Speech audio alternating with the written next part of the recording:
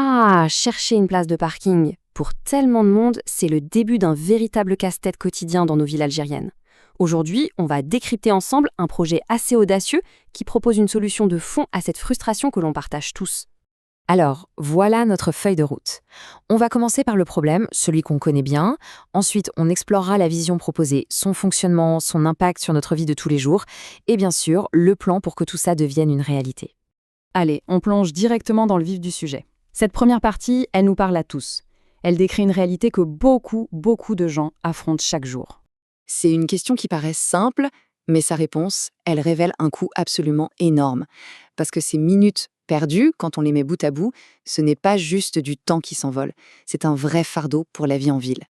Et c'est ça le point crucial. Ce n'est pas juste une petite contrariété. Le stationnement anarchique, en fait, y paralyse nos villes.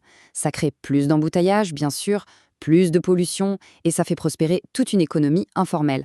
Mais le pire dans tout ça, c'est que ça met en danger les familles en envahissant les trottoirs, ça retarde les services d'urgence et ça asphyxie nos commerces de quartier. Bon, maintenant que le problème est bien posé, on va se tourner vers la solution.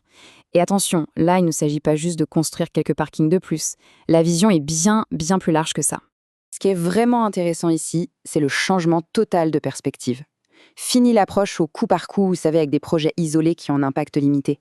Là, on parle de passer à une vision de réseau national.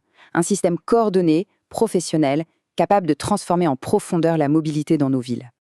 Alors, c'est quoi au juste un hub de mobilité ? Il faut vraiment oublier l'image du simple parking en béton. Il faut plutôt penser à un centre de service, un endroit qui connecte la voiture au bus ou au tramway, qui redonne de la place aux piétons et qui au final rend la ville plus facile à vivre. C'est une réinvention complète du concept. Avoir une grande vision, c'est bien beau, mais concrètement, sur le terrain, comment ça marche ? Voyons un peu comment ce réseau est pensé pour s'adapter aux différents besoins d'une ville. En fait, la stratégie est assez simple. Elle repose sur 3 types de hubs. D'abord, on a les grands hubs en plein centre-ville, là où l'activité bat son plein. Ensuite, des hubs de quartier, plus petits, plus proches des habitants et des petits commerces. Et enfin, des hubs par relais, qui sont placés stratégiquement aux entrées des villes pour inciter à utiliser les transports en commun. Un bon plan, c'est une chose, mais s'assurer qu'il soit géré de manière juste, transparente et au service de tous, c'en est une autre. Alors, comment garantir cette confiance ? Eh bien, la réponse se trouve dans un modèle de gouvernance qui est, il faut le dire, totalement inédit. Le système repose sur un duo. D'un côté, une association à but non lucratif qui agit comme une sorte de gardien de l'intérêt général. De l'autre, un opérateur professionnel, Alamana Development, qui gère le quotidien. Et le principe d'or, c'est que tout l'argent qui n'est pas utilisé pour le fonctionnement est réinvesti pour la collectivité. Et ce schéma, il illustre parfaitement cette idée de verrouillage des actifs. C'est un concept clé. En gros, c'est simple, les revenus couvrent les coûts. S'il y a un surplus, et c'est là que tout change, il ne part pas dans des poches privées, non. Il est directement réinjecté dans la communauté pour créer de nouveaux hubs ou d'autres projets publics. C'est une vraie boucle vertueuse. Et même la tarification est pensée pour être intelligente. L'objectif, ce n'est pas de punir, mais d'orienter les comportements. Les tarifs vont donc inciter à utiliser les parcs relais pour désengorger les centres, tout en proposant des abonnements justes et équitables pour les riverains. Mais au-delà de la technique, au-delà de la finance, quel est le but ultime de tout ça ? La réponse, en fait, elle est très simple. C'est d'améliorer concrètement la qualité de vie de chaque citoyen. Et les bienfaits, ils sont vraiment pour tout le monde. Pour les résidents, ça veut dire moins de stress, des trottoirs plus sûrs pour les familles. Pour l'économie locale, ce sont des commerces qui respirent à nouveau, des emplois formels qui sont créés. Et pour notre environnement, c'est un air plus pur et plus d'espace pour la nature en ville. Cette citation, elle résume parfaitement l'esprit du projet. Chaque voiture qui est bien garée, c'est un morceau de trottoir qui est rendu aux piétons.